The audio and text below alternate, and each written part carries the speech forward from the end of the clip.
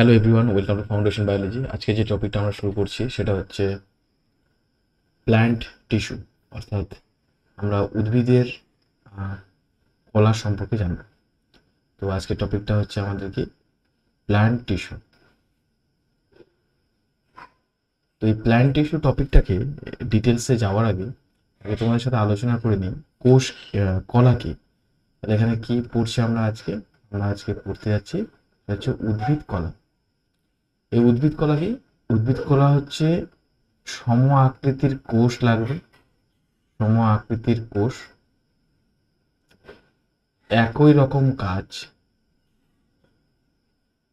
কোষের যে সমষ্টি সম্পন্ন করে তাদেরকে বলা হচ্ছে কলা। সম আকৃতির কোষ একই কাজ সম্পন্ন করে কোষ গোষ্ঠীকে বা গুচ্ছকে বলা হয় কলা। ঠিক আছে, এবার এই কলা যে স্ট্রাকচারটা, এটাকে ভালোভাবে বুঝতে হলে আগে আমরা গাছের কথা একবার দেখি। ধরো এই প্ল্যান্টের এটা পার্ট, এটা এটা একটা প্ল্যান্ট।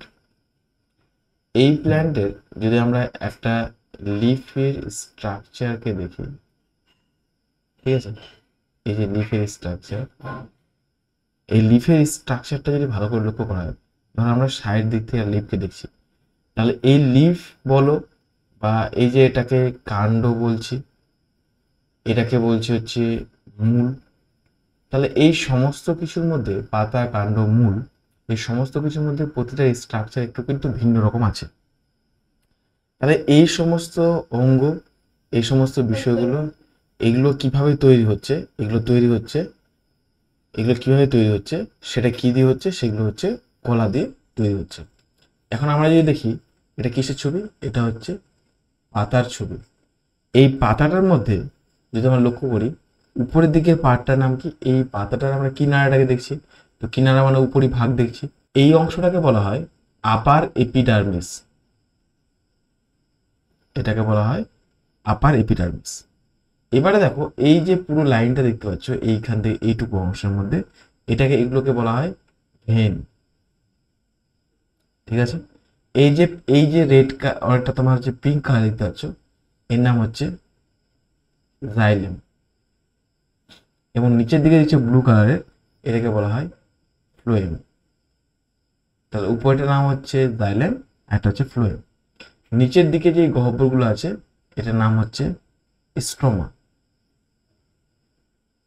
এবং এই পার্টটার নাম হচ্ছে লোয়ার এপিডার্মিস, লোয়ার এপিডার্মিস। ঠিক আছে, উপরেরটা পেলাম আপার এপিডার্মিস, এটাকে বলে লোয়ার এপিডার্মিস বা নিম্ন এপিডার্মিস। এই যে স্টোমা দেখছো, স্টোমার পাশে যে দুই ধরনের কোষ দেখতে পাচ্ছ, এটাকে বলা হয় রক্ষী কোষ,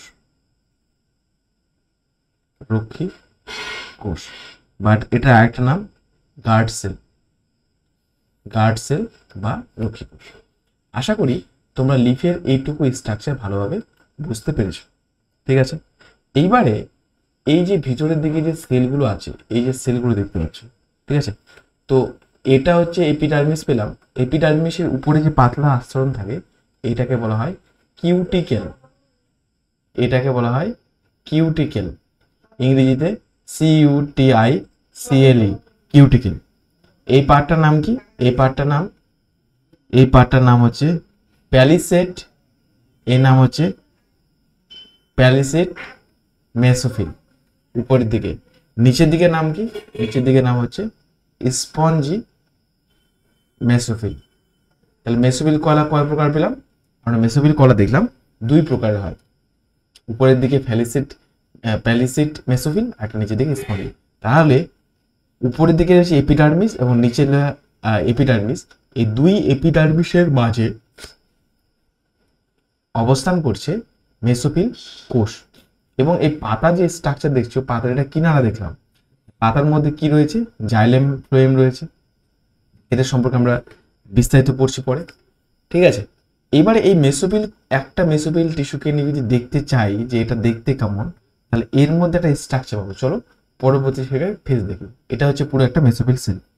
মেসোফিল সেলের এই যে সবুজ রঙের অনেকগুলো সেল দেখছো, অর্গানেল বলা হয়, কোষীয় অঙ্গাণু, যেহেতু মেসোফিল একটা সেল, তার নামটা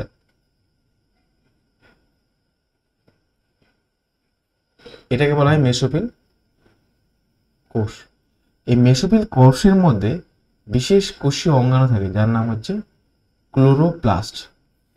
মেসোফিল কোষের মধ্যে বিশেষ কোষীয় অঙ্গাণু থাকে যার নাম ক্লোরোপ্লাস্ট। আর এই যে পুরো স্ট্রাকচারটা দেখতে পাচ্ছ, এই জায়গাটা, এই পার্টটার নাম হচ্ছে ভ্যাকিউল। এই পার্টটার নাম হচ্ছে ভ্যাকিউল।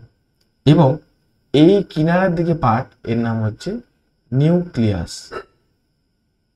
ঠিক আছে, তাহলে উপরের দিকে বাইরে একটা প্রাচীর রয়েছে, এই প্রাচীরটার নাম কি? এই প্রাচীরটার নাম হচ্ছে সেল ওয়াল। কিসের কথা বলছি? মেসোফিল কোষের। এবং ভিতরের দিকে একটা লিকুইড থাকে, তার নাম হচ্ছে সাইটোপ্লাজম। আশা করি এইটুকু কনসেপ্ট ক্লিয়ার হলো। এবারে চলো আমরা একটা প্ল্যান্টের স্ট্রাকচারের মধ্যে যদি দেখি, তো এই প্ল্যান্টটা কি করে তৈরি হচ্ছে। ধরে নাও এটা একটা সিট। এই সিটটাকে যখন জল, আলো, বাতাস তুমি সমস্ত কিছু পর্যাপ্ত পরিমাণে দিবে, এই সিটটায় একটা সময় কি তৈরি হবে? গাছে পরিণত হবে। এটা হচ্ছে কি তৈরি করছে? কাণ্ড। আর এটা কি তৈরি করছে? এটা তৈরি করছে মূল। তাহলে এটা যে কাণ্ড উপরে, এটা মূল। তাহলে আমি তোমাকে যদি বলি এই গাছটা একসময় কেমন দেখতে হবে, তাহলে উপরের দিকে এরকম করে কাণ্ডটা উঠবে, নিচের দিকে এরকম করে মূল বেরোবে, তাই তো? এই স্ট্রাকচারটাকে যদি ভালো করে দেখি, এইখানে আমরা কলা সম্পর্কে একটা গঠন পড়ব। তার আগে একটা দেখে নিই আমাদের কলা কাকে বলে। ডেফিনেশন কি বলছে? কলা হচ্ছে উৎপত্তিগতভাবে একই রকম সম ও বিষম আকৃতির হতে পারে। কোষ সমষ্টি একত্রিতভাবে একটি নির্দিষ্ট কাজ সম্পন্ন যদি করে তাকে কলা বলে, যেটা আমি তোমাদের কিছুক্ষণ আগে বসালাম। তাহলে আমরা এখন কি পড়তে যাচ্ছি? আমরা পড়তে যাচ্ছি উদ্ভিদ কলা নিয়ে। তো উদ্ভিদ কলাকে যদি দেখা যায় প্রধানত দুই ভাগে ভাগ করা হয়। উদ্ভিদ কলাকে দুইটি ভাগে ভাগ করা হয় প্রধানত। একটার নাম হচ্ছে ভাজক কলা, আর আরেকটার নাম হচ্ছে স্থায়ী কলা। তাহলে উদ্ভিদ কলাকে কয় ভাগে ভাগ করা হয়? দুই ভাগে। একটার নাম হচ্ছে ভাজক কলা এবং একটা হচ্ছে তোমার স্থায়ী কলা।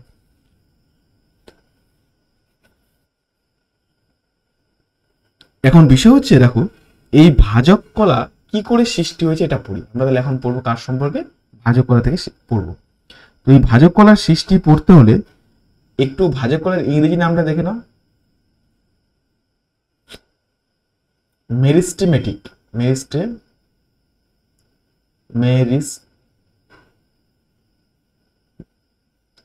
আচ্ছা স্পেলিংটা নেই, মেরিস্টেম বলা হয়, মেরিস্টেমেটিক টিস্যু।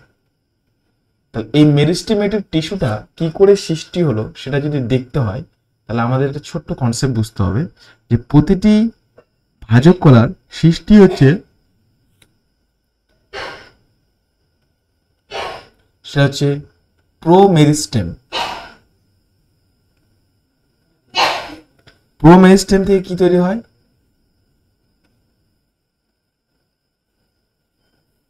Primary meristem. এবং প্রাইমারি মেরিস্টেম থেকে তৈরি হয় সেকেন্ডারি মেরিস্টেম। তাহলে আমরা কি পেলাম? ভাজক কলার কতগুলো ভাগ পেলাম? ভাজক কলার তিনটি ভাগ আছে। তো প্রাথমিক পর্যায়ে যে ভাজক কলাটা তৈরি হয় উদ্ভিদ দেহে, তাকে প্রোমেরিস্টেম বলা হয়। তারপর হচ্ছে প্রাইমারি মেরিস্টেম, তারপর সেকেন্ডারি মেরিস্টেম। এইটুকু জিনিস মনে রাখবে। এবার চলো আমরা ভাজক কলার কিছু বৈশিষ্ট্য দেখি। তার আগে উদ্ভিদের যদি একটা ছবি দেখি, তাহলে এটা একটা উদ্ভিদের পার্ট। এই উদ্ভিদের মধ্যে যেটা আমরা পার্ট দেখছি, তাহলে এটা সবচেয়ে উঁচু পার্ট, উপরে দিয়ে উপরিভাগ। এটাকে বলা হয় এপিক্যাল মেরিস্টেম বা হচ্ছে অগ্রস্থ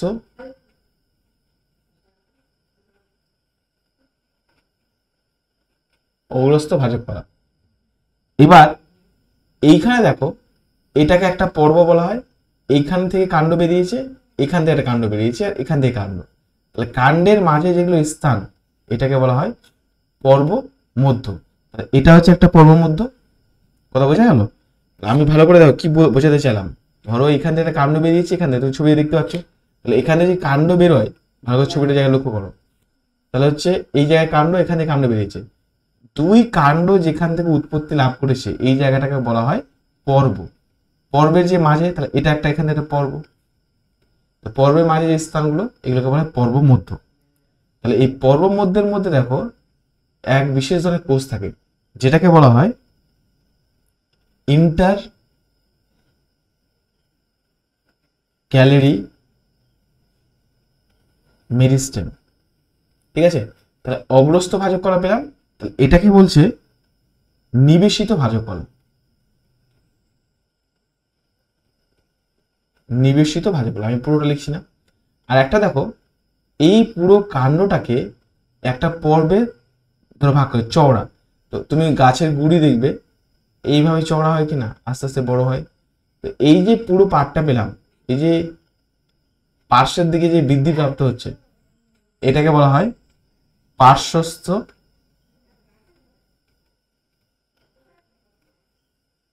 পার্শ্বস্থ ভাজক কলা। এই পার্শ্বস্থ যে ভাজক কলা এটাকে ইংরেজিতে বলা হয় ল্যাটেরাল মেরিস্টেম। তার একটা জিনিস তুমি ভালোভাবে বুঝতে পারলে যে উদ্ভিদ দেহে ভাজক কলা তিনটি ভাগে ভাগ করা হচ্ছে, কিন্তু ভাজক কলার সৃষ্টিটা আমরা কি পড়লাম, ভাজক কলার তিনটি ধাপে সৃষ্টি লাভ করে, ভাজক কলার তিনটি ভাগ পড়লাম।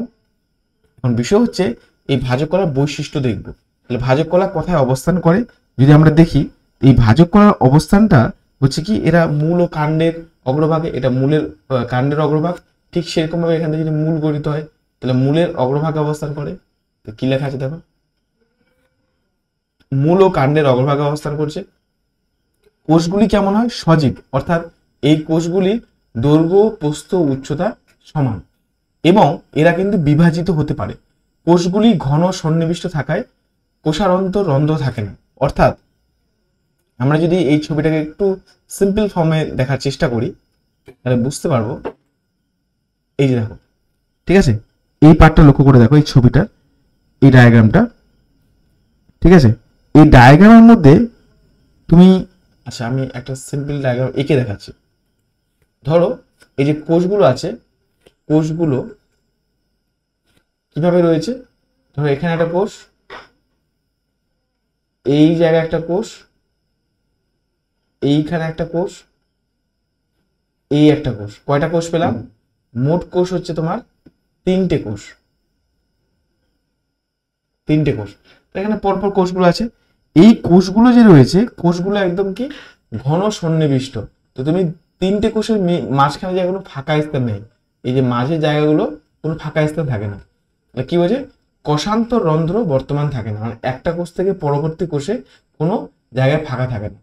এবং এদের মধ্যে আমরা কোষ প্রাচীর এর আগেও পড়েছিলাম, কোষ প্রাচীর কেমন হয়, পাতলা, ও কোষ প্রাচীর কিন্তু তোমার গৌণ কোষ প্রাচীর দেখা যায় না। তার মানে কোষ প্রাচীরের কয়টা ভাগ, তিনটে ভাগ, মনে পড়ছে, একটা হচ্ছে প্রাইমারি, সেকেন্ডারি আর মিডিল ল্যামিনা।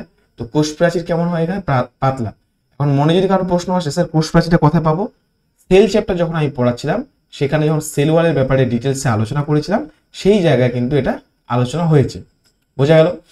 এবার নেক্সট দেখো, সুস্পষ্ট গোলাকার নিউক্লিয়াস বর্তমান, তার মানে এর মধ্যে কি থাকে, প্রচুর পরিমাণে এই সেলগুলোর মধ্যে কিন্তু সবগুলোতে নিউক্লিয়াস বর্তমান। কোনো কোষ গহ্বর বা ভ্যাকিউল থাকে না, ভ্যাকিউল মানে এরকম ফাঁকা স্থান তুমি কিন্তু কোষের মধ্যে দেখতে পাবে না। ঠিক আছে, কোষে সঞ্চিত কোনো খাদ্যবস্তু রেচন পদার্থ থাকে না। আর মাইটোসিস কোষ বিভাজনের মাধ্যমে কোষগুলো বিভাজিত হয়। পরীক্ষার জন্য খুবই ইম্পর্টেন্ট যে এই যে তোমার ভাজক কলাগুলো কোন কোষ বিভাজন পদ্ধতিতে বিভাজিত হয়, সেটা হচ্ছে নাম কি, মাইটোসিস। খুবই ইম্পর্টেন্ট একটা পয়েন্ট। এখন চলো আমরা এই যে পড়লাম এখন ভাজক কলা, এই ভাজক কলার মধ্যে কিছু ভাগ পড়বো। তাহলে প্রথমে আমরা কি দেখেছিলাম, কি ভাগ, আবার ছবিটা তোমাদের নিয়ে যাই। তাহলে আমরা কি পড়লাম, এখানে আমরা একটা ভাগ পড়েছিলাম অগ্রস্থ ভাজক কলা। তো চলো এবার অগ্রস্থ ভাজক কলার সম্পর্কে একবার দেখে নিই, এটা কোথায় কোথায় অবস্থান করছে। উদ্ভিদ অঙ্গের অগ্রভাগ ও শীর্ষভাগে থাকে। উদ্ভিদ অঙ্গের দৈর্ঘ্য বৃদ্ধিতে সাহায্য করে, তাকে অগ্রস্থ ভাজক কলা বলে। অবস্থান মূলে থাকতে পারে, কাণ্ডে থাকতে পারে। আমি কিছুক্ষণ আগে বললাম মূলের যেমন মাটিতে বৃদ্ধি হয়, তো সেই মূলের মধ্যে অবস্থান করে। এবং এই কলা আদি ও প্রাথমিক ভাজক কলার অন্তর্গত। আদি প্রাথমিক মানে কি, ওই যে কিছুক্ষণ আগে পড়ালাম, একটা হচ্ছে পুরো মেরিস্টেম, প্রাইমারি আর সেকেন্ডারি। এই যে প্রো মেরিস্টেম আর সেকেন্ডারি মেরিস্টেম এটার ভাগ হচ্ছে সেই তোমার অগ্রস্থ ভাজক কলা। ঠিক আছে, কাজ কি, এরা বিভাজিত হয়ে প্রাথমিক স্থায়ী কলা গঠন করে। স্থায়ী কলা কখন বললাম, আমরা যে দেখলাম উদ্ভিদের কলাকে দুই ভাগে ভাগ করা হয়, একটা হচ্ছে ভাজক কলা, একটা হচ্ছে স্থায়ী কলা, এটার সম্পর্কে বলা হয়েছে। এবং অগ্রস্থ ভাজক কলা কোষগুলি বিভাজনে উদ্ভিদের অঙ্গের বৃদ্ধি করে। তাহলে তুমি ভেবে দেখো, উদ্ভিদের ধরো অগ্রভাগ এটা আস্তে আস্তে বিভাজিত হয়ে আবার এখানে লেয়ার তৈরি করবে, আবার সামনের দিকে লেয়ার, আবার সামনের দিকে লেয়ার, এরকম করে আস্তে আস্তে আস্তে আস্তে উদ্ভিদটা সামনে উঁচুর দিকে বাড়তে শুরু করবে, মানে উপর দিকে বাড়বে। ঠিক সেরকম ভাবে যদি এটা মূল হয় নিচের দিকে, মূলটা এরকম করে বাড়ছে প্রতিনিয়ত, তাহলে মূলের বৃদ্ধি হচ্ছে নিচের দিকে। ঠিক আছে, এটা হচ্ছে অগ্রস্থ ভাজক কলা। পরবর্তী দেখি পার্শ্বস্থ ভাজক কলা। পার্শ্বস্থ ভাজক কলা কি? এই পার্শ্বস্থ ভাজক কলা হচ্ছে বর্ধনশীল উদ্ভিদ অঙ্গের পাশে ও পরিধিতে অবস্থান করে, একে পার্শ্বস্থ ভাজক কলা বলে। পার্শ্বস্থ ভাজক কলা আমরা কিছুক্ষণ আগে বুঝেছি, এই দেখো তো ছবিকে বোঝালাম, পরিধির দিকে বাড়ছে, তাহলে উদ্ভিদটা কি হচ্ছে, পাতলা থেকে মোটু হচ্ছে, সেটা হচ্ছে পার্শ্বস্থ ভাজক কলা। ঠিক আছে, অগ্রস্থ ভাজক কলা কোষগুলি বিভাজনে। আচ্ছা, নেক্সট হচ্ছে দেখো, দ্বিবীজপত্রী ও ব্যাক্টেরিবীজী উদ্ভিদের মূল ও কাণ্ডের পরিধির দিকে সমান্তরালভাবে অবস্থান করে। মূলের দিকে এবং কাণ্ডের দিকে সমান্তরালভাবে অবস্থান করছে কি এই পার্শ্বস্থ ভাজক কলা। যেমন ফ্যাসিকুলার ক্যাম্বিয়াম, কর্ক ক্যাম্বিয়াম এর উদাহরণ। পরীক্ষায় এই দুটো খুবই ইম্পর্টেন্ট, ফ্যাসিকুলার ক্যাম্বিয়াম এবং কর্ক ক্যাম্বিয়াম। তো ক্যাম্বিয়াম কি? ক্যাম্বিয়াম হচ্ছে একটা গঠন যেখানে বিভিন্ন স্নেহ পদার্থ আর কি দ্রবীভূত হয়। তো এখানে এটি পার্টটা অত ডিটেলসে যাওয়ার দরকার নেই। তো পার্শ্বস্থ ভাজক কলার এই দুটো ভাগ কিন্তু পড়ে নিও। এই কলার কোষগুলি বিভাজিত হয়ে কি তৈরি করে? মূল ও কাণ্ডের পরিধি ঘটে। নেক্সট, এবারে আমরা পড়বো নিবেশিত ভাজক কলা। নিবেশিত ভাজক কলা কি? নিবেশিত ভাজক কলা হচ্ছে যে ভাজক কলা বর্ধনশীল উদ্ভিদ অঙ্গের দুটি স্থায়ী কলা স্তরের মধ্যে অবস্থান করে। তার আমরা কি পড়লাম কিছুক্ষণ ছবিটা দেখো, এটা হচ্ছে উপরের দিকে এটা থাকছে আর মাঝের দিকে আছে পার্শ্বস্থ ভাজক কলা, এই দুটো মাঝে অবস্থান করছে, এটা হচ্ছে দুটো পর্বের মধ্যে, এটাকে বলা হচ্ছে নিবেশিত ভাজক কলা। এইদের উৎপত্তি স্থায়ী কলা থেকে ঘটে, ভাজক কলা হিসেবে কাজ করে। অবস্থান কোথায় পাওয়া যায়? বাঁশ, ঘাস জাতীয় উদ্ভিদের পর্বের মধ্যে, পাইন ও ইকিউজিটাম গাছের পত্রমূলে, মেন্থা উদ্ভিদের পর্বে অবস্থান করে। প্রধান কাজ অঙ্গের দৈর্ঘ্য বৃদ্ধি ঘটানো। এরা স্বল্প স্থায়ী হয়, স্থায়ী কলায় পরিণত হয়। ঠিক আছে, এইটুকু পয়েন্ট মনে রেখো। তাহলে আমরা ভাজক কলার তিনটি ভাগ পড়লাম। এবারে চলো আমরা এখন শিখবো স্থায়ী কলার ব্যাপারে। ঠিক আছে, তাহলে আমরা এখন জানবো কার সম্পর্কে? আমরা এবার জানবো স্থায়ী কলার সম্পর্কে। চলো শুরু করি। স্থায়ী কলা। স্থায়ী কলাকে দুই ভাগে ভাগ করা হয়। একটা স্থায়ী কলা হচ্ছে সরল স্থায়ী কলা, আর একটা হচ্ছে জটিল স্থায়ী কলা। এই সরল স্থায়ী কলার যে ভাগ, এটা তিনটে ভাগ। একটা প্রাথমিক ভাগ কি সরল স্থায়ী কলার, সেটা হচ্ছে প্যারেনকাইমা। ঠিক আছে, তারপরে রয়েছে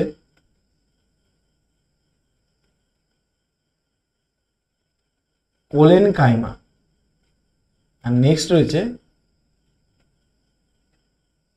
স্ক্লেরেনকাইমা। তাহলে আমরা সরল স্থায়ী কলাকে কয় ভাগে ভাগ করলাম? তিন ভাগে ভাগ করলাম।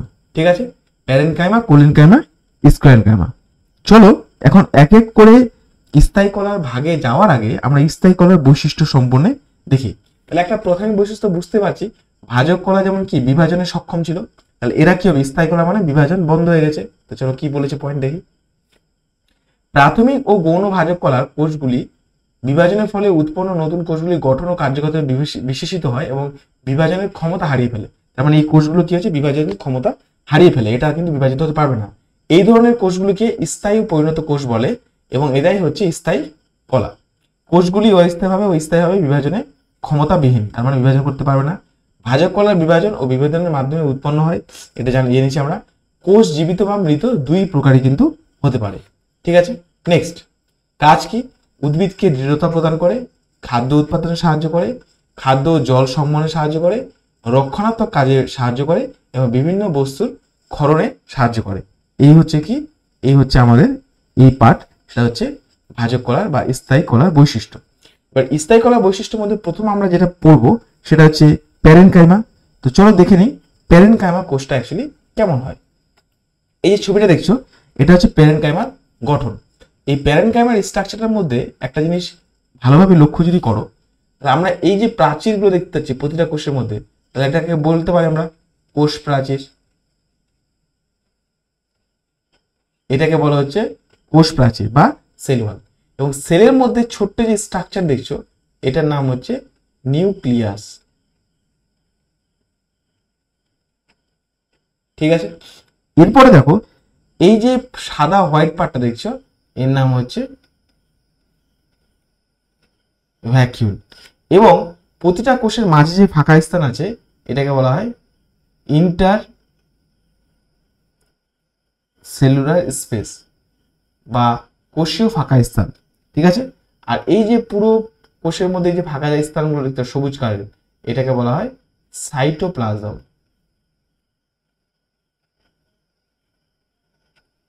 কথা বোঝা গেল? এই হচ্ছে প্যারেনকাইমার গঠন। প্যারেনকাইমা কি অবস্থান? উদ্ভিদের কাণ্ড, মূল, পাতা, ফুল, ফল, বীজে উপস্থিত থাকে। মেসোফিল কলা, এপিডার্মিস, কর্টেক্স, মজ্জা প্রভৃতি স্থানে প্যারেনকাইমা পাওয়া যায় এবং নালিকা বান্ডেলে এই কলা বর্তমান। তার মানে প্যারেনকাইমার সমস্ত অঞ্চলে প্রায় বর্তমান থাকে। এটা কি বলেছে দেখো এই বৈশিষ্ট্যগুলো। এটি খুব আদিম ধরনের কলা, প্রথম উদ্ভূত কলা তৈরি হয় জীবন্ত কলা। তার প্যারেনকাইমা কি সজীব না নির্জীব পরীক্ষা প্রশ্ন আসে, এটা হচ্ছে সজীব প্রকৃতির এবং সর্বাপেক্ষা সাধারণ সরল স্থায়ী কলা। ঠিক আছে, কোষগুলি পাতলা প্রাচীরযুক্ত হয়। কোষ প্রাচীর সাধারণত সেলুলোজ দ্বারা নির্মিত হয়। কোষগুলি ঘন সন্নিবেশ সাধারণ থাকে এবং বড় বড় ভ্যাকিউল দেখতে পাই। তুমি তো এখনই দেখলে ভ্যাকিউল বর্তমান। ঠিক আছে, আর কোষগুলি কেমন হয়? এখানে দেখতে গোলাকার বা ডিম্বাকৃতি হয়ে থাকে এটি কোষগুলো। ঠিক আছে, এবারে আমরা যদি লক্ষ্য করি সেটা হচ্ছে এই প্যারেনকাইমার মধ্যে কিছু বিশেষ ধরনের কাজ। তো এই বিশেষ ধরনের কাজটা কি? যেমন ধরো খাদ্য সঞ্চয় করতে পারে। কিছু কিছু প্যারেনকাইমা বর্জ্য পদার্থ সঞ্চয় করে, যাদের কি বলা হয় ইডিওবেলাস। পরীক্ষার জন্য খুবই ইম্পর্টেন্ট। প্যারেনকাইমার মধ্যে কিছু বর্জ্য পদার্থ সঞ্চয় করে, ইডিওবেলাস বলে। এটি কি? তেল, ট্যানিন, কোরেনকাইমার যে কোষ দ্বারা সালোক সংশ্লেষ ঘটে থাকতে পারে। ঠিক আছে, এইবারে যদি ভালো করে দেখা হয় এই প্যারেনকাইমার মধ্যে কতগুলো ভাগ রয়েছে। ঠিক আছে, যেমন আমরা যদি এখন এর কতগুলো টাইপ দেখি। আচ্ছা, এখানে একটা জিনিস বুঝিয়ে বলি। ধরো একটা পাতা আছে, ঠিক আছে, এর মধ্যে প্যারেনকাইমা থাকে। এই যে ফাঁকা স্থানগুলো আছে এখানে যদি গ্যাস পূর্ণ থাকে তাহলে কি হবে? পাতাটা জলের মধ্যে ভাসবে না? জলের মধ্যে তাহলে ভাসবে গ্যাস পূর্ণ থাকার জন্য। তাহলে এই যে বিশেষ ধরনের ক্ষমতা এটাকে বলা হচ্ছে কি? এটাকে বলা হয় প্যারেনকাইমা। চলো পার্টগুলো পড়ি। প্যারেনকাইমা ভাগ, যেমন ক্লোরেনকাইমা। ক্লোরেনকাইমা কেন বলছে? কারণ ক্লোরেনকাইমা বলার একটাই কারণ যে এর মধ্যে কি রয়েছে, তোমার সালোক সংশ্লেষ করার ক্ষমতা রয়েছে। সালোক সংশ্লেষ মানে কি করতে পারে এই ধরনের কলাটা? খাবার উৎপন্ন করে সূর্য আলোতে। নেক্সট দেখো লেখা আছে এরেনকাইমা। এরেনকাইমা কি? এটা হচ্ছে জলজ উদ্ভিদে প্লাবতা প্রদান করে। জলজ উদ্ভিদে কিছুক্ষণ বললাম বায়ুপূর্ণ প্যারেনকাইমা কি বলে? এরেনকাইমা। জলজ উদ্ভিদে প্লাবতা প্রদান করে। এবার দেখো সিস্টেলেট প্যারেনকাইমা। এটি কি? যান্ত্রিক সহায়তা দিতে পারে উদ্ভিদকে। যান্ত্রিক সহায়তা। আরেকটা হচ্ছে কি? প্রোসেনকাইমা। প্রোসেন মানে কি? এটাও সেম কাজ করে, যান্ত্রিক দৃঢ়তা। আর একটা লাস্ট মিউসিলেস প্যারেনকাইমা। এটা কি করে? জল সঞ্চয় করতে পারে। মিউসিলেস প্যারেনকাইমা যেটা কি করতে পারে? জলকে সঞ্চয় করে রাখতে পারে। এই যে কনসেপ্ট ক্লিয়ার হলো। তাহলে প্যারেনকাইমা পড়লাম, তাহলে আমরা স্থায়ী কলার প্রথম ভাগ আমাদের পড়া শেষ। তাহলে আমাদের কি হলো? প্যারেনকাইমা কমপ্লিট হয়ে গেল। এবারে আমরা যাব নেক্সট পার্ট। সেই পার্টটার নাম হচ্ছে কি? কোলেনকাইমা। ঠিক আছে, তো এই কোলেনকাইমার স্ট্রাকচারটা ভালো করে লক্ষ্য করে দেখো। এই যে পুরো ছবিটা দেখতে পাচ্ছ, এটা কি দেখতে পাচ্ছ এখানে? দেখো এই প্যারেনকাইমার মধ্যে কোলেনকাইমার মধ্যে যে স্ট্রাকচার দেখতে পাচ্ছ, এই কোলেনকাইমার এই যে অংশটা রয়েছে, এই যে সবুজ কালারের যে অংশটা, এটাকে বলা হয় প্রোটোপ্লাজম বা সাইটোপ্লাজম। প্রোটোপ্লাজম এটাকে বলে। এখানে দেখো বাইরের কোষ প্রাচীরগুলো ঠিক হয়েছে আর কর্নারগুলো দেখো কিছু সঞ্চিত হয়েছে। তাই লিখতে পারি ঠিক কর্নার বা লিখতে পারি পুরু কোণের সৃষ্টি। পুরু কোণের সৃষ্টি, কোণ। ঠিক আছে, কোষ হয়ে গেছে মনে হয় এটা। এটা পুরু কোণের সৃষ্টি হয়। আচ্ছা, এই যে অংশগুলোকে কি বলে? এগুলোকে বলা হয় কোষ প্রাচীর এবং এই মাঝের এই অংশের নাম হচ্ছে ভ্যাকিউল। সকলে বুঝতে পারলে? নেক্সট চলো এর মধ্যে ফাংশনগুলো পড়ি। দ্বিবীজপত্রী উদ্ভিদে এপিডার্মিসের নিচে অধস্তকে পত্রবিন্দে দ্বিবীজপত্রী পাতার মধ্যশিরাতে কোলেনকাইমা উপস্থিত থাকে। একবীজপত্রী উদ্ভিদের পাতা ও কাণ্ডে কোলেনকাইমা কিন্তু থাকে না। কোলেনকাইমা বৈশিষ্ট্য: জীবন্ত যান্ত্রিক কলা হয়, পেকটিন, সেলুলোজ বা হেমিসেলুলোজ স্থায়ীভাবে কোষের কোণে সঞ্চিত হওয়ার ফলে কোষ বেশ স্থূল হয়। তার মানে এগুলোতে কি সঞ্চিত হয়? পেকটিন, সেলুলোজ, হেমিসেলুলোজ, যার কারণে কোণগুলো কি হচ্ছে? পুরু স্থূল। খুবই ইম্পর্টেন্ট পরীক্ষার জন্য। সাধারণত আন্তঃকোষীয় স্থানানুপ্রসারী, তার মানে কি এই কোষের সাথে এই কোষের যোগাযোগ কিন্তু হয় না, কারণ পুরু প্রাচীর রয়েছে মাঝখানে। কোষে প্রায় ক্লোরোপ্লাস্ট থাকে, খাদ্য আত্তীকরণে অংশ নেয়, অর্থাৎ খাদ্য সংশ্লেষে সাহায্য করে। কোলেনকাইমা একটি সর্বজনীন কলা নয়, এটি সাধারণত একধারে যান্ত্রিক ও পোষক কলার মতো কাজ করে, মানে আশ্রয়দাতা হিসেবে। কোলেনকাইমা উপস্থিত উদ্ভিদের টান ও চাপ সহনশীলতা বৃদ্ধি পায়। এবারে চলো আমরা নেক্সট পার্ট পড়ি। কোলেনকাইমা পরে আমাদের রয়েছে স্ক্লেরেনকাইমা। স্ক্লেরেনকাইমার ক্ষেত্রে স্ট্রাকচারগুলো দেখো। এই যে মাঝে যে স্ট্রাকচার, এটাকে বলা হয় লুমেন বা ফাঁকা একটা স্থান। এই পার্টগুলোকে কি বলে? এগুলোকে বলা হয় ক্রস সেকশন, বিভাজিত অংশ, ক্রস সেকশন। বোঝা গেল? এর বাইরে যে প্রাচীরটা আছে সেটা হচ্ছে থিন, খুবই পাতলা, একদম প্রাইমারি সেল ওয়াল। আর বাইরের দিকে যে স্ট্রাকচার দেখতে পাচ্ছ, এই যে ভিতরের দিকে, বাইরের দিকে প্রাইমারি, ভিতরের দিকে পুরু যেটা পার্ট দেখতে পাচ্ছ এখানে, এই ছবিটা ভালো দেওয়া আছে, এটাকে বলা হয় থিক প্রাইমারি সেল ওয়াল। তাহলে তিনটে জিনিস মনে রাখবে এখান থেকে। এবার চলো স্ক্লেরেনকাইমার কিছু বৈশিষ্ট্য। এটা সাধারণত কোথায় তুমি দেখতে হবে? একবীজপত্রী উদ্ভিদের অধস্তকে নালিকা বান্ডিলের চারপাশে, জাইলো ফ্লোয়েম কলা শক্ত বীজতকে, আপেল, পেয়ারা, নাশপাতিতে এই ধরনের স্ক্লেরেনকাইমা দেখতে পাওয়া যায়। বৈশিষ্ট্য: প্রধানত যান্ত্রিক কলা হয়, মৃত কলা, কোষগুলি সাধারণত লম্বা, পুরু, প্রাচীর, লিগনিফাইড, লিগনিন যুক্ত থাকার জন্য এরা মৃত হয়। আর এই পয়েন্টটা খুবই ইম্পর্টেন্ট, এরা কিন্তু মৃত হয়, এটা কিন্তু ভালোভাবে মনে রাখবে। পরিপক্কতার সাথে কোষগুলো কেমন হয়? মৃত হয়ে যায়। কোষ প্রাচীর লিগনিন জমা কারণে বিভিন্ন কূপের সৃষ্টি হয়। কূপ মানে বুঝতে পারলে? কূপের এই যে ফাঁকা স্থান, এই যে জায়গাটা কূপ, এটাকে বলা হয় কূপ। তাহলে একটা কোষ থেকে অন্য কোষে যোগাযোগ সংযোগ অবস্থান করছে। ঠিক আছে, এরপরে আমরা নেক্সট পড়বো জাইলেম। তো সেটা যাওয়ার আগে একটা ছোট্ট কনসেপ্ট বুঝতে হবে, সেটা হচ্ছে দেখো, এটা যদি একটা উদ্ভিদ হয়, আচ্ছা একটু জাস্ট হোল্ড করো, একটা জিনিস বলে দেওয়া দেবে। ধরো এটা একটা উদ্ভিদ,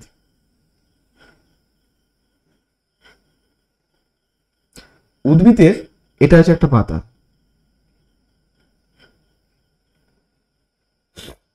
এই পাতার মধ্যে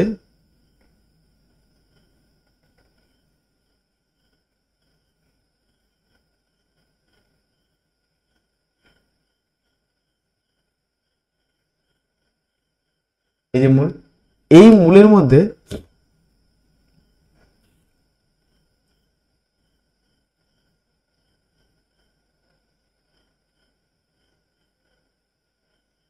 এই পার্টটা যেটা যাচ্ছে সেটা হচ্ছে জাইলেম। ঠিক আছে, তাহলে এই জাইলেমের কাজ কি? উদ্ভিদের মূলের মাধ্যমে রস এবং খনিজ লবণকে পাতায় পৌঁছে দেওয়া। এবারে পাতা কি করে? যখন সূর্যালোকের উপস্থিতিতে খাবার টাবার তৈরি হয়ে গেল, এই খাবারটাকে পাতা শরীরের বিভিন্ন অংশে ছড়িয়ে দেয়। যার মাধ্যমে ছড়িয়ে দেয় তার নাম হচ্ছে ফ্লোয়েম। জাইলেমটা কেমন হয়? জাইলেমটা বহুমুখী হয়, বহুমুখী। ঠিক আছে, এটা হচ্ছে বহুমুখী। আর ফ্লোয়েমটা কেমন হয়? ফ্লোয়েমটা হয় একমুখী। কনসেপ্ট আশা করি প্রত্যেকের ক্লিয়ার হলো। ঠিক আছে, এখন বিষয় হচ্ছে এই জাইলেম আর ফ্লোয়েমের যদি আমরা গঠন দেখি, তাহলে আমরা এখন যেটা পড়তে যাচ্ছি, লক্ষ্য করে দেখো, স্থায়ী কলার মধ্যে আমরা সরল স্থায়ী কলাটা পড়ে কিন্তু শেষ করেছি কিছুক্ষণ আগে। সরল স্থায়ী কলা আমাদের শেষ, তাহলে এখন আমরা শুরু করছি জটিল স্তয় কলা। জটিল স্তয় কলার দুটো ভাগ, একটার নাম হচ্ছে জাইলেম আর একটার নাম হচ্ছে ফ্লোয়েম। কথা বোঝা গেল? তাহলে প্রথমে চলো আমরা যাচ্ছি জাইলেম নিয়ে কথা বলছি। জাইলেম কি? একবীজপত্রী দ্বিবীজপত্রী উদ্ভিদের নালিকা বান্ডিল। পরীক্ষা যদি আসে নালিকা বান্ডিল কি নিয়ে গঠিত? নালিকা বান্ডিল দুটো জিনিস নিয়ে গঠিত, এক হচ্ছে জাইলেম অ্যান্ড ফ্লোয়েম। এটা খাতা লিখে রাখো, জাইলেম এবং ফ্লোয়েম নিয়ে গঠিত হচ্ছে নালিকা বান্ডিল, ভাস্কুলার বান্ডিল অবস্থান করে। নালিকা জাইলেমে চারটি ভাগ, একটা নাম ট্র্যাকিড, ট্র্যাকিয়া, জাইলেম তন্তু, জাইলেম প্যারেনকাইমা। এই চারটে ভাগের মধ্যে শুধুমাত্র একমাত্র প্যারেনকাইমা যেখানে পাবে সেটাই হচ্ছে জীবিত, মানে এই হচ্ছে শুধুমাত্র সজীব। তাহলে এইটাকে যদি আমরা দেখি অন্য কালিতে হাইলাইট করছি, তাহলে এরা প্রত্যেককে হচ্ছে মৃত। ঠিক আছে, একমাত্র যেটা জাইলেম প্যারেনকাইমা এই হচ্ছে জীবিত। কনসেপ্ট ক্লিয়ার হলো? তাহলে এটা জীবিত কোষগুলো কি করে? জীবিত কোষ বিভিন্ন কাজ করতে সাহায্য করে, কোষের বিভিন্ন গঠন ঘটাতে সাহায্য করে, কিন্তু মৃত কোষ কি হয়? যান্ত্রিক দৃঢ়তা প্রদান করে। এই পার্টগুলো কিন্তু মনে রেখো। মূলরমের সাহায্যে শোষিত জলে মিশ্রিত খনিজ লবণ জাইলেমের মাধ্যমে ঊর্ধ্ববাহে বাহিত হয়। পরীক্ষা একটা প্রশ্ন এখান থেকে আসবে, ট্র্যাকিড, ট্র্যাকিয়া, জাইলেম তন্তু এরা হচ্ছে মৃত, বাট জাইলেম প্যারেনকাইমা হচ্ছে একাই জীবিত। ছবিটা দেখে নাও, এটার এর নাম হচ্ছে ট্র্যাকিড, ট্র্যাকিড, এর নাম হচ্ছে ট্র্যাকিয়া, এটার নাম হচ্ছে প্যারেনকাইমা, আর এটার নাম হচ্ছে ফাইবার। কনসেপ্ট ক্লিয়ার হলো? আচ্ছা, নেক্সট দেখো ফ্লোয়েম। ফ্লোয়েমের কথা যদি বলি, এই ফ্লোয়েমটা কেমন হয়? ফ্লোয়েমটা হয় একবীজপত্রী দ্বিবীজপত্রীর নালিকা বান্ডিলে অবস্থান করে। ঠিক আছে, এরা কি হয়? এদের মধ্যে ভাগগুলো দেখি, একটা হচ্ছে সিবনল, সঙ্গী কোষ, আর হচ্ছে প্যারেনকাইমা। এই তিনটে যে দাগ দিলাম এরা প্রত্যেক হচ্ছে সজীব, একমাত্র মৃত হচ্ছে ফ্লোয়েম তন্তু। তত্ত্ব লেখা হয়েছে তন্তু হতো। ঠিক আছে, এটা কারেকশন করে নিই, তন্তু। তাহলে কি বলছে দেখো, সিবনল কোনটা? এই যে স্ট্রাকচারটা দেখতে পাচ্ছ, একটা ডায়াগ্রাম তোমাকে দেখাচ্ছি, দাও এই ডায়াগ্রামটা, এই পুরোটা হচ্ছে সিবনলের স্ট্রাকচার। আর এই ছবিটাকে যদি আমরা উপর দিক থেকে দেখি তো দেখবো এরকম চাকতির নেই আছে, এরকম ছোট ছোট ডট ডট ডট ডট আছে, এখান থেকে প্রতিটা থেকে একটা করে লাইন বেরিয়েছে, আবার এখান থেকে আরেকটা চাকতি পেয়েছে, এরকম করে প্রতিটা সুতো গিয়ে আবার পরের যে ছিদ্রগুলো আছে ওগুলোতে মিলে গেছে। তার মানে এই যে পার্টটা পাচ্ছ, এই পার্টটা হচ্ছে কি সিপ টিউব। কথা বোঝা গেল? কি লিখে যাবে? সিপ কোষ বা সিপ টিউব। নিউক্লিয়াস বিহীন, তার মানে নিউক্লিয়াস থাকে না, সজীব কোষ দ্বারা গঠিত, সেলুলোজ নির্মিত পাতলা প্রাচীরবিশিষ্ট ফার্ন ও ব্যাকটেরিয়া ফ্লোয়েমে কোষ প্রাচীর কতগুলি সিপ ছিদ্র একত্রে সিপ ক্ষেত্র গঠন করে। তাহলে এটার যে ফাঁকা জায়গাটা বললাম এটা হচ্ছে সিপ ক্ষেত্র, সিপ ক্ষেত্র, আর এটা হচ্ছে সিপ প্লেট। সিপ প্লেটের কথা বলছে। এইখানে দেখো কোনো কোষ রয়েছে কি? এই জায়গায় কোনো কি নিউক্লিয়াস আছে? নিউক্লিয়াস নেই, কিন্তু কোষের বিভিন্ন কাজ করতে গেলে তো নিউক্লিয়াসের প্রয়োজন পড়ে। তো আমরা বলি না যে বন্ধু আমার কাছে আজকে টাকা নেই, তুই আমাকে খাইয়ে দে, তো আমরা বন্ধুর কাছে যাই, তো বন্ধু তোমায় চালিয়ে দিল। ঠিক সেরকম ভাবে এই সিপ কোষকে সাহায্য করে সঙ্গী কোষ। আর এই যে পাশে যে কোষটা দেখছো এর নাম হচ্ছে সঙ্গী কোষ। এই যেটা সঙ্গী কোষ, বা আরেকটা এর নাম আছে, এর নাম হচ্ছে কম্পেনিয়ন সেল, কম্পেনিয়ন সেল। আশা করি কনসেপ্টটা ক্লিয়ার হলো। তাহলে আমরা কি শিখলাম? এটা হচ্ছে সঙ্গী কোষ, সঙ্গী কোষটা হচ্ছে নিউক্লিয়াস যুক্ত। তাহলে সিবনল যেটা সুইপ কোষ তার মধ্যে নিউক্লিয়াস থাকে না, যেটা হচ্ছে কার উপরে নির্ভরশীল? সঙ্গী কোষের উপরে। আরেকটা পার্ট দেখো ফ্লোয়েম তন্তু। ঠিক আছে, ফ্লোয়েম তন্তু যেটা, তো সেটা হচ্ছে বাইরের দিকে স্ট্রাকচার, এখানে এই পার্টটাতে দেওয়া নেই ছবিটা। ঠিক আছে, আর এই যে পুরো সবুজ কালারের যেটা অংশ দেখছো এটাকে বলা হয় প্যারেনকাইমা। সবুজ দেখতে হচ্ছে প্যারেনকাইমা, তার মানে এটা কেমন হবে? জীবিত হবে। তাহলে কি বলেছে দেখো, মৃত স্পেরেনকাইমা তন্তু বাসতন্তু বলে, আর ফ্লোয়েম প্যারেনকাইমা সজীব প্যারেনকাইমা কোষ দিয়ে গঠিত। জাস্ট এইটুকু মনে রাখতে হবে। শুধু পরীক্ষায় আসতে পারে কোন কোষের নিউক্লিয়াস নেই ফ্লোয়েমের মধ্যে, তাহলে সেটা হচ্ছে শিব কোষ। আর শিব কোষের নিউক্লিয়াস নেই কিন্তু তার কার্যক্ষমতা সমস্ত কিছু নিয়ন্ত্রণ করে কে? সঙ্গী কোষ। এইটুকু পয়েন্ট জানলেই হবে। চারটের মধ্যে সজীব কোনটা? সজীব হচ্ছে তিনটে সজীব, আর মৃত কোনটা? ফ্লোয়েম তন্তু। আর জাইলেমে কি বলেছিলাম? সবগুলো মৃত ছিল, শুধুমাত্র প্যারেনকাইমাটা সজীব ছিল। এই হচ্ছে পুরো তোমাদের টপিক। আর ফ্লোয়েমে যদি ফাংশন দেখি, উদ্ভিদে পাতায় উৎপন্ন শর্করা জাতীয় খাদ্য, মানে গ্লুকোজের কথা বলেছে এখানে, C6H12O6 ফ্লোয়েমের মাধ্যমে উদ্ভিদের বিভিন্ন অংশে পরিবাহিত করে। ঠিক আছে, আজকে এই পর্যন্ত। যদি কোনো ডাউট থেকে থাকে তাহলে অবশ্যই আমাকে কোয়েশ্চেন করো, হোয়াটসঅ্যাপে জিজ্ঞাসা করে নাও। Thank you so much.